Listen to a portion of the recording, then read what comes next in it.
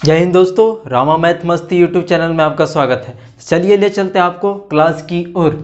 12th class math NCERT book chapter 3 matrices यानी आव्यूह exercise 3.1 जिसमें हम लोग क्वेश्चन नंबर 6 को पढ़ेंगे। इससे पहले का क्वेश्चन अगर आपको देखना है तो इससे पहले वाले वीडियो आप देख सकते हैं, उसमें आपको सारे क्वेश्चन मिल जाएंगे। तो चलिए हम लोग स्टार्ट करते हैं। क्वेश्चन नंबर 6 बोल रहा है find the value of x y and z from the flowing equation. ये सारे इक्वेशन फ्लोइंग इक्वेशन मतलब निम्नलिखित इक्वेशन दिए हुए हैं जिससे एक्स वाई और जेड का वैल्यू पूछ रहा है। तो हम लोग बारी बारी से एक एक करके चलिए निकालते हैं। पहला है ये मैट्रिक्स इस मैट्रिक्स के बराबर है। अगर मैट्रिक्स बराबर होते हैं, एक दूसरे के बराबर होते हैं, तो उसका एलिमेंट भी बराबर होता है। और एलिमेंट बराबर होता है तो इसका आंसर क्या हो जाएगा? इसका आंसर हो जाएगा x का वैल्यू 1 हो जाएगा, y का वैल्यू क्या होगा 4 होगा, और z का वैल्यू क्या होगा? z का वैल्यू 3 होगा। z equal to 3। ये हो गया आपका आंसर। आप देखिए अब क्वेश्चन नंबर सेकेंड है। ये इसका भी तो एलिमेंट एक दूसरे के बराबर है। देख सकते हैं, जहाँ वेरिएबल नहीं दिया हुआ है वहाँ पे बराबर आपको दिखेगा, है ना। चलिए अब इसको सोल्व करते हैं, इसका सॉल्यूशन करते हैं। x plus y equal to क्या लिखें? 6। इक्वेशन मान लो फर्स्ट। उसके बाद देखो तो 5 प्लस जेड इक्वल टू क्या लिख सकते हैं? 5 लिख सकते हैं। यहाँ से तो z का वैल्यू निकल गया, z हो गया। अब ये इधर प्लस में उधर जाएगा तो minus, z equal to 5 minus 5। z equal to 5 में से 5 गया तो कितना हो जाएगा? 0 हो जाएगा। z का वैल्यू आपका निकल गया। अब एक और है एक्स वाई इक्वल टू कितना है? 8। X y equal to 8। हम लोग y इक्वल टू क्या लिख सकते हैं? 8/x। नीचे x को कर दिए। इसको मान लो इक्वेशन सेकेंड। अब चलो from equation first and second से, from equation first and second. First ये है, सेकेंड ये है। x प्लस y के जगह पे ये रख दो, 8/x इक्वल टू कितना? 6 हो गया। यहाँ पे कुछ नहीं तो 1, x एलसीएम ले लो, क्या होगा? 1 से x बार में, मतलब ये हो जाएगा x square plus 8 equal to 6। X square plus 8 equal to, ये तिरछी गुना हो जाएगा, ये क्या हो जाएगा? 6x। ये हो गया। उसके बाद देखते हैं एक्स स्क्वायर, एक्स को इधर 6x को इधर लाओ तो minus 6x plus 8 equal to 0। अब इसको 20 वालों को फैक्टर में तोड़ दो। एक्स स्क्वायर माइनस 6 को कैसे तोड़ दे? 4x minus 2x plus 8 equal to 0 हो गया। अब क्या करेंगे? दोनों में कॉमन ले लेंगे। x माइनस 4 हो गया, माइनस 2 कॉमन लो, x माइनस 4 हो गया इक्वल टू 0। अब दोनों में x माइनस 4 है, x माइनस 4 को कॉमन कर लेते हैं। क्या बच गया? x माइनस इधर कितना 2 इक्वल टू 0। तो x माइनस 4 इक्वल टू 0, तो x इक्वल टू कितना? 4। x माइनस 2 इक्वल टू 0, तो x इक्वल टू कितना? 2। x का दो वैल्यू आ गया। अब x का वैल्यू अगर हम इक्वेशन सेकेंड में बैठा दें तो x का वैल्यू बारी बारी, तो y का वैल्यू निकल जाएगा। From second put x equal to 4, y equal to क्या है सेकेंड? 8/x का वैल्यू क्या रख दे? 4। इससे इसको काट दो, कितना बार में? 2 बार। y का वैल्यू क्या आ गया? 2 आ गया। अब इसको करो, अगर पुट x इक्वल टू 2 करते इक्वेशन सेकेंड में तो y इक्वल टू 8/2, यानी कटेगा तो कितना आ जाएगा? 4 हो जाएगा। मतलब x का वैल्यू अगर 4 रखें तो ये 2 आता है y का वैल्यू। अब यहाँ पे हम लोग लिख देते हैं x का वैल्यू 2, पहले 4 लिखो, x का वैल्यू 4 तो y का वैल्यू कितना? y इक्वल टू 2 और z का वैल्यू 0। एक और हो सकता है x इक्वल टू 2 तो y इक्वल टू 4 और z का वैल्यू दोनों स्थिति में 0 है। तो ये हो गया आपका सेकंड का आंसर। अब आइए हम लोग देखते हैं question number third question number को सॉल्व करते हैं। या आप स्क्रीनशॉट लेना चाहते हो तो ले सकते हो, ठीक है। अब इक्वेशन थर्ड को देखेंगे।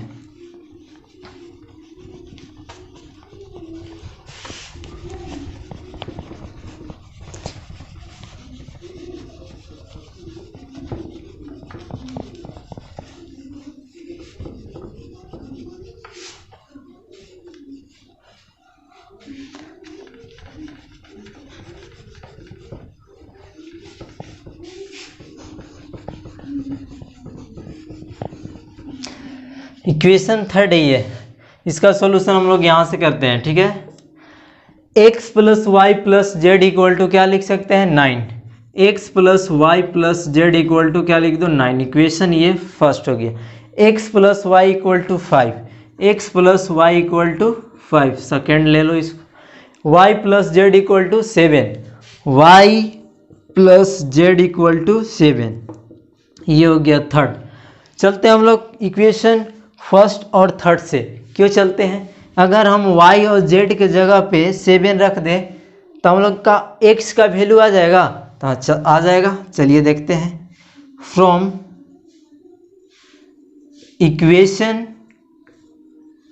First and third x plus y plus z के जगह पे क्या लिख दो 7 इक्वल टू क्या है 9। x इक्वल टू क्या हो जाएगा 9, ये उधर जाएगा तो -7, तो x इक्वल टू कितना आ गया 2। x का वैल्यू 2 आ गया। अब अगर x का वैल्यू सेकेंड इक्वेशन में रख दें तो y का वैल्यू आ जाएगा। Put x equal to 2 in equation second. Equation second में रख दो x का वैल्यू। x का value 2 plus y equal to 5 हो गया।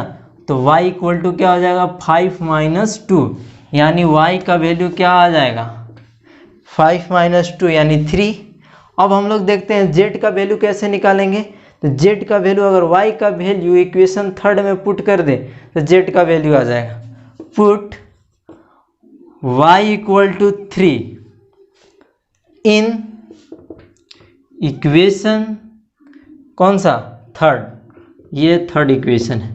पुट कर दो इसमें y का value 3 plus z equal to 7। तो z इक्वल टू क्या होगा 7 minus 3, z equal to 4। x y और z का वैल्यू आ गया। x का वैल्यू कितना था x equal to 2, y equal to कितना है 3 और z का वैल्यू कितना है 4। तो आइए चलिए अब देखते हैं क्वेश्चन नंबर नेक्स्ट। ये रहा question number 7। Find the value of a b c and d from the equation. ये इक्वेशन दिया हुआ है जिससे हम लोग के a b और c का मान पूछ रहा है। तो आइए हम लोग सॉल्यूशन करते हैं इसको। ये इक्वल मैट्रिक्स है। इक्वल मैट्रिक्स में एलिमेंट भी इक्वल होते हैं, जैसे a minus b equal to क्या लिख सकते हैं a minus b equal to -1। ये हो गया इक्वेशन फर्स्ट। अब उसके बाद 2a minus b equal to कितना 0, इक्वेशन सेकेंड हो गया। 2a plus C equal to क्या 5, equation third. 3c plus d equal to कितना 13, इक्वेशन 4। ये इक्वेशन लिख लिए। अब हम लोग इसको सॉल्व करेंगे बारी बारी से। ए बी का और सी का और डी का वैल्यू निकालेंगे। कैसे निकालेंगे, हम लोग देखेंगे कि कौन कौन इक्वेशन लेके चले कि हमको ए का या बी का कुछ का मान निकल जाए। देखते हैं फर्स्ट और सेकंड को लेकर के। फर्स्ट और सेकंड को अगर लेंगे तो ये कट सकता है अगर ये दोनों को सब्ट्रैक्ट करें from equation first and second,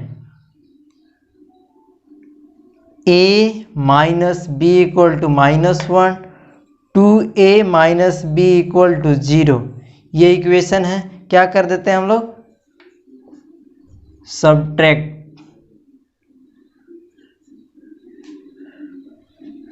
यहाँ पे माइनस, यहाँ पे हो जाएगा प्लस, यहाँ माइनस, ये प्लस में हो गया, माइनस में ये कट गया, और यहाँ -2a में -2a और +2a क्या होगा, -a बचेगा और -1 इधर लिख दो, ये से ये कट गया, a का वैल्यू मेरा 1 आ गया। अब a का वैल्यू फर्स्ट में या सेकंड कोई में इक्वेशन में रख देंगे a का वैल्यू, तो मेरा b का वैल्यू आ जाएगा। तो हम लोग फुट करते हैं, फुट a इक्वल टू 1 इन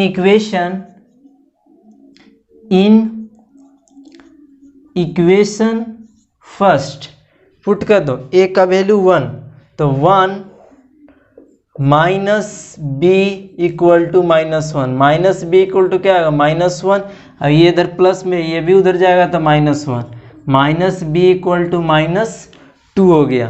अब माइनस से माइनस को काट दो, b इक्वल टू कितना हो जाएगा 2, b और a और b का वैल्यू निकल गया। अगर c का वैल्यू निकालना हो तो क्या करेंगे, पुट a इक्वल टू 1, इसमें पुट कर दो, इन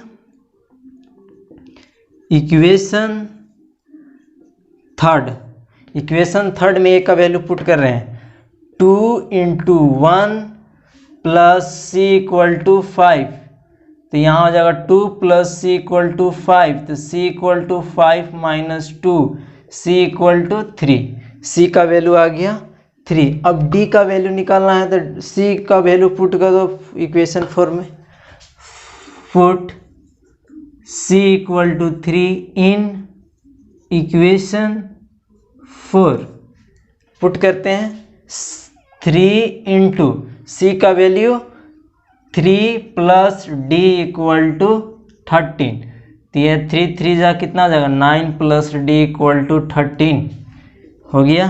अब यहाँ d इक्वल टू 13 हो गया और 9 उधर जाएगा तो माइनस में हो जाएगा, ये 9 गया, कितना बचेगा 4, 13 में से 9 गया 4 हो गया। इसलिए a equal to 1, b equal to 2 और c इक्वल टू 3 और d इक्वल टू कितना आ गया 4, ये हो गया आपका आंसर। अब चलिए हम लोग नेक्स्ट क्वेश्चन बनाते हैं। Question number 8, a equal to ये दिया हुआ है, a एज रो और कॉलम को डिनोट करता है, ये भी रो और कॉलम को डिनोट करता है। ये बताता है कि कितना रो और कितना कॉलम्स है। जैसे हम लोग ये इस मैट्रिक्स को लिख दिए, a इक्वल टू 2 3 4 5, ये कितना रो है, वो 1 2 रो, और कितने कॉलम है 1 2 कॉलम्स हैं। जैसे में ये हो गया 2 3 4 5 6 7, इसके कितने रो है 2 रो हैं, कॉलम्स कितने 1 2 3, ये तो बोल रहा है ये एक मैट्रिक्स है, इज अ स्क्वायर मैट्रिक्स। यदि ये एक स्क्वायर मैट्रिक्स है तो इफ, यदि एक स्क्वायर मैट्रिक्स है तो कौन सा ऑप्शन सही होगा, ये ऑप्शन या ये। तो आपको हम बता दें, स्क्वायर मैट्रिक्स का डिफिनेशन आपको लिखवाए थे कि those matrix whose numbers of row and numbers of columns are equal called square matrix.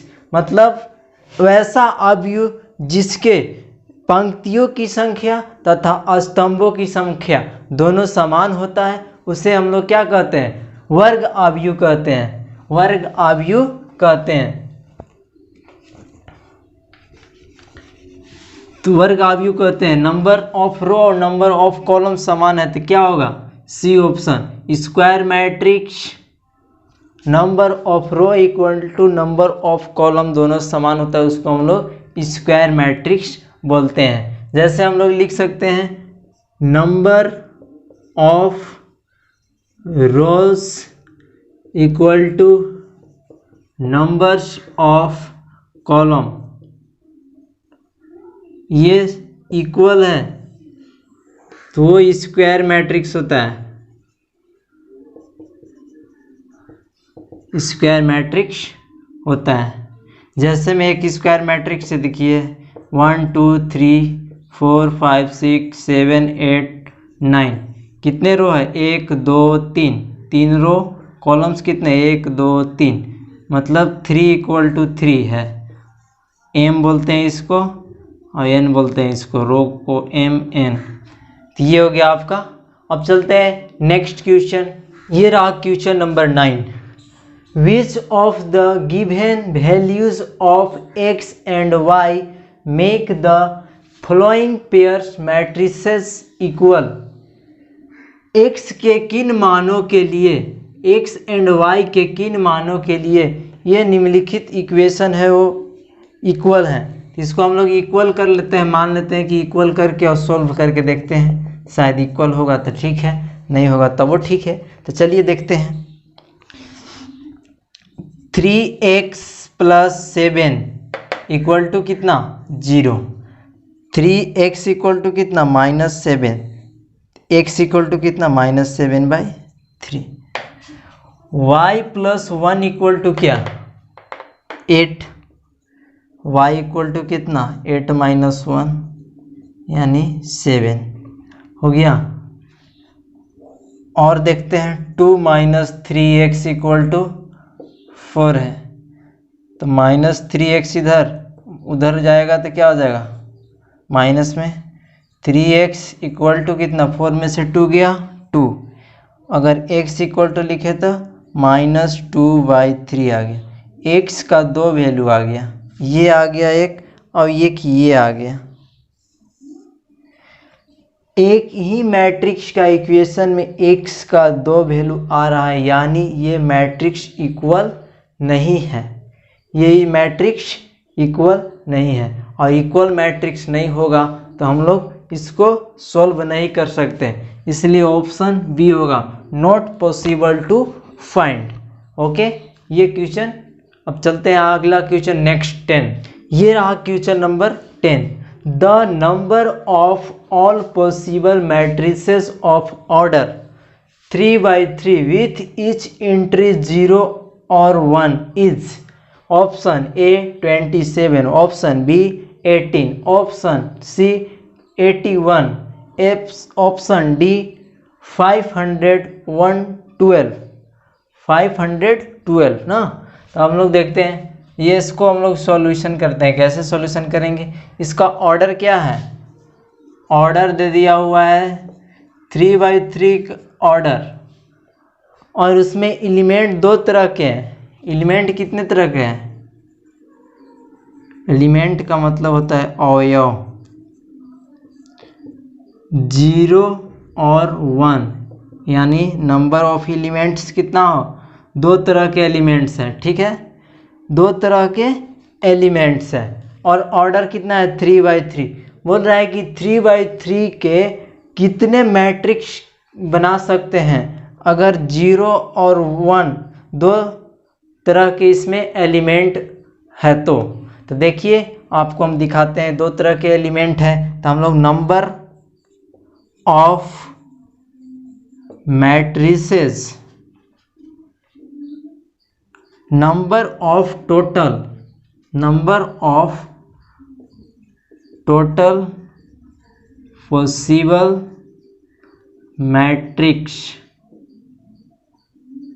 Matrices होगा इक्वल टू कितने तरह के एलिमेंट है, 2 तरह के एलिमेंट है, यहाँ 2 लिख दो, कितने ऑर्डर का है 3/3, इसको मल्टीप्लाई करके यहाँ इसका पावर दे दो, अब इसको गुना कर दो, जो आएगा वही होगा आपका आंसर।